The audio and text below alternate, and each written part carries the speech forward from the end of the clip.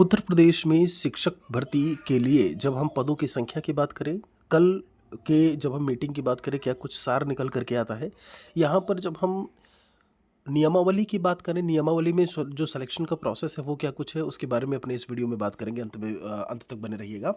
जब हम यहाँ पर उत्तर प्रदेश शिक्षा सेवा चयन आयोग की बात करते हैं, तो उसकी नियमावली में शैक्षिक गुणांक नहीं है। ध्यान दीजिएगा, एकेडमिक वाला जो भी है हिसाब-किताब, उसको उन्होंने उसमें शामिल नहीं किया है, लेकिन बेसिक शिक्षा विभाग ने अपने अध्याचन में उसको दिखाया हुआ है। और ये बात बिल्कुल सही है कि उत्तर प्रदेश शिक्षा सेवा चयन आयोग का काम जो है वो परीक्षा कराने का है, लेकिन यहाँ पर एकेडमिक होगा कि नहीं होगा, शैक्षिक गुणांक होगा कि नहीं होगा, ये बेसिक शिक्षा विभाग ही तय करेगा। यहाँ पर डिटेल में बात कर लेते हैं। बेसिक शिक्षा परिषद ने नगर क्षेत्र के विद्यालयों के लिए 11,508 शिक्षकों के पद रिक्त होने का विवरण यानी अध्याचन उत्तर प्रदेश शिक्षा सेवा चयन आयोग को ऑनलाइन भेजा है, लेकिन चयन प्रक्रिया में अड़चन है।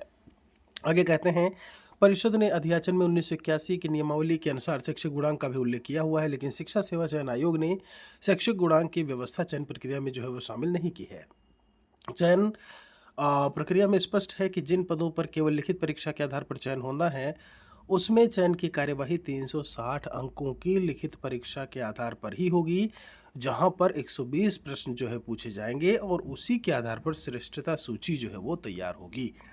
तो प्राइमरी शिक्षक भर्ती को लेकर के विसंगति जो है वो देखने को मिल रही है। वहीं जब हम टीजीटी, पीजीटी से संबद्ध प्राइमरी जो भर्तियां होनी हैं, अगर आपको याद हो तो इस 11,508 से पहले टीजीटी, पीजीटी से संबद्ध प्राइमरी भर्तियों की हम बात करते थे और वहाँ पर लगभग 897 पद रिक्त हैं, जो आप यहाँ पर देख पा रहे हैं, ठीक है? उसमें अध्याचन की बात की जाए तो संबद्ध प्राइमरी में सहायक अध्यापक के 897 पद रिक्त दर्शाए गए हैं, जिसकी चयन प्रक्रिया में शैक्षिक गुणांक को का उल्लेख जो है वो नहीं किया गया है। मतलब बेसिक शिक्षा विभाग जो है वो उन चीज़ों को जोड़ रहा है, लेकिन टीजीटी पीजीटी से संबद्ध जो भी प्राइमरी हैं वहाँ पर उनकी चर्चा ही नहीं है। तो आप समझ सकते हैं कि यहाँ पर अभी जो अड़चन है वो पूरी तरीके से बनी हुई है। हम बात करें इसके तहत प्राइमरी शिक्षकों की भर्ती चयन प्रक्रिया में 2 मानक हो गए हैं। आयोग जो है यदि बेसिक शिक्षा परिषद के अध्याचन के क्रम में चयन प्रक्रिया अपनाएगा तो उसे अपनी नियमावली में संशोधन करना पड़ेगा। इतना ही नहीं, संबद्ध प्राइमरी को लेकर के माध्यमिक शिक्षा निदेशालय को भी उसमें संशोधन करना पड़ेगा, क्योंकि टीजीटी पीजीटी से जुड़ा हुआ वो प्राइमरी है।